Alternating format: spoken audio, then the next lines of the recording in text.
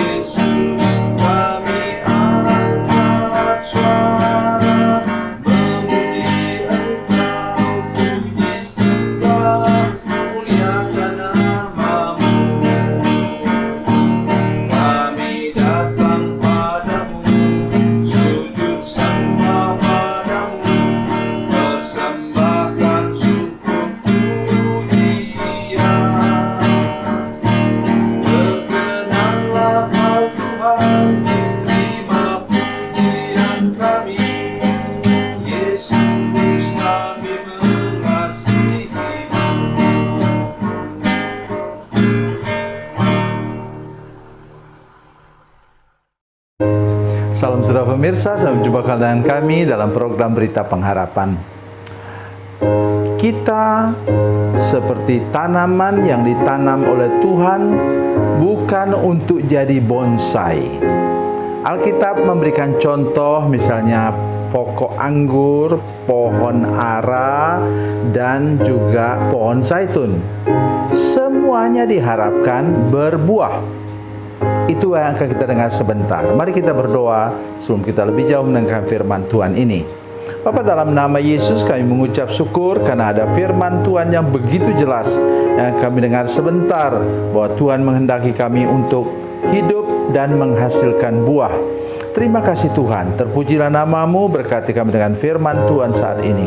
Dalam nama Yesus, haleluya, amin.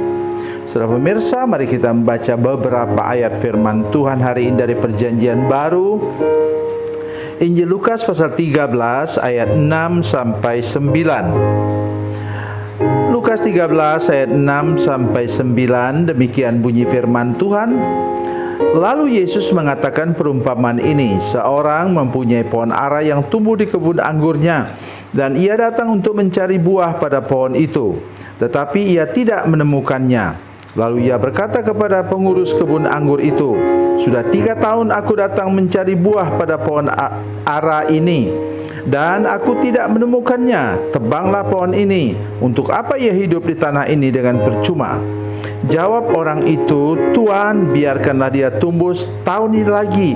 Aku akan mencangkul tanah sekelilingnya dan memberi pupuk kepadanya. Mungkin tahun depan ia berbuah. Jika tidak, tebanglah dia. Amin. Sudah perhatikan, ini kebun anggur, tapi di sana juga ditanam pohon ara. Sudah ingat, pohon ara itu jauh lebih tinggi daripada pohon anggur.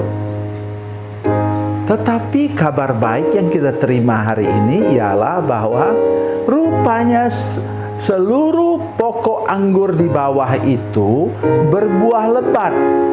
Tetapi pohon ara ini bertumbuh, tetapi dia tidak menghasilkan buah. Mari dengarkan baik apa yang saya katakan hari ini. Begitulah hidup kita, saudara sekalian. Di sini pemilik kebun anggur itu mengatakan sudah 3 tahun Artinya pokok anggur tadi sudah bertumbuh dan berbuah selama 3 tahun. Tetapi kok pohon ara ini tidak berbuah juga. Ingat, Tuhan Yesus mau mengasihi kita semua. Tuhan Yesus memperhatikan kita. Allah Bapa menyebut kita sebagai anak-anaknya. Tetapi ingat, Tuhan itu juga ada batasannya. Di sini dikatakan bahwa 3 tahun itu batasnya. Maksudnya seharusnya dia juga sudah berbuah 3 periode. Tetapi dia tidak juga berbuah. Masakah Tuhan bisa menegur itu penjaga kebun anggur itu dengan mengatakan, ya, sejak dia tanam sudah 3 tahun belum berbuah juga? Bukan. Yang dia sebutkan tadi, perhatikan betul ayat firman Tuhan ini. Dia katakan, lalu ia berkata kepada pengurus kebun anggur itu, sudah 3 tahun aku datang mencari buah pada pokok ara ini, dan aku tidak menemukannya. Tebanglah pohon ini, untuk apa ia hidup di tanah ini dengan percuma? Saya biasa juga di kampung berkebun merica. Saudara sekalian, merica itu harus diberi jarak jauh atau dengan dibuat parit yang dalam dengan pohon karet di sekitarnya. Kenapa, saudara sekalian? Kalau pohon karet itu ada dekat-dekat di situ, kemudian itu akarnya menjulur dan mengisap pupuk yang diberikan untuk merica itu. Anak cucu saya di kampung pasti mengerti hal ini, ya. Kakek dulu sudah berapa puluh tahun lalu, 50 tahun lalu mungkin, sudah berkebun merica di kampung. Saya belajar dari Malaysia, dari Sarawak sana. Jadi saudara sekalian, sudah mengerti maksud saya di sini. Ada orang percaya, saya harap bahwa bukan saudara sekalian, yang kemudian tumbuh menumpang, tanda kutip, menumpang pada jemaat lain. Jadi jemaat lain rajin melayani Tuhan, dia ikut juga rajin, padahal dia tidak menghasilkan buah. Dia hanya senang ikut-ikutan saja. Itu contoh pohon ara ini.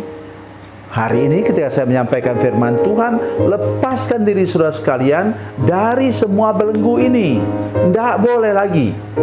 Kita harus berbuah sendiri, menghasilkan sesuatu sendiri untuk kemuliaan nama Tuhan. Lihat ini, saya rasa ini kayak pengurus kebun anggur ini sepertinya mungkin ini gembala jemaat saudara sekalian. Jawab orang itu, Tuhan, biarkanlah dia tumbuh tahun ini lagi. Aku akan mencangkul tanah sekelilingnya dan memberi pupuk kepadanya. Dia katakan, Tuhan Yesus, kalau sekarang, Tuhan Yesus, memang saya sadar bahwa dia itu hanya ikut-ikutan saja. Kegiatan gereja, kegiatan kalau di kampung, sekarang misalnya persekutuan perempuan yang kemudian kesana kemari buat seragam segala macam, dia senang ikut, tapi sama sekali tidak berbuah. Dan pendeta itu katakan kepada Tuhan Yesus, Tuhan, sabarlah Tuhan, aku akan mengurusnya setahun lagi. Saudara sekalian, diperpanjang 30% lagi kesempatan untuk hidupnya. Oleh sebab itu ketika saudara mendengarkan firman Tuhan ini, juga untuk saya sendiri sebagai hamba Tuhan tua dalam pelayanan, saya harus memastikan diri saya terus bertumbuh, terus berbuah sesuai dengan kapasitas dan kemampuan fisik saya sekarang. Oleh sebab itu saya ingatkan semua, apalagi orang-orang muda, mari punya kegiatan, punya aktivitas yang mendatangkan buah, berguna bagi semua orang di jemaat saudara sekalian. Misalnya di jemaat kami perlu siapa? Kami perlu koster. Sampai sekarang kami tidak punya koster gereja. Orang yang membantu menyapu, mengepel, nyusun kursi setiap minggu di gereja. Itu sebabnya saya ingin katakan hari ini, mari semua punya tekad menghasilkan buah sesuai dengan kapasitas kita. Tuhan tidak minta pohon ara berbuah anggur. Tuhan tidak minta pohon zaitun berbuah anggur. Tidak. Hasilkanlah buah-buah sesuai dengan talenta dan kemampuan kapasitas kita sendiri. Oleh sebab itu mari kita menjadi berkat dan berbuat sesuatu yang berguna untuk gereja di mana kita berada sekarang ini. Tuhan Yesus memberkati, Tuhan Yesus baik. Mari kita berdoa. Bapa, dalam nama Yesus, terima kasih banyak Tuhan untuk kebenaran firman Tuhan hari ini. Tolong semua pemirsa seluruh jemaat yang menyaksikan program ini, untuk kami benar-benar mau menghasilkan buah yang menjadi berkat bagi orang lain di jemaat kami. Terima kasih Tuhan, terpujilah nama-Mu. Dalam nama Yesus kami berdoa. Haleluya. Amin.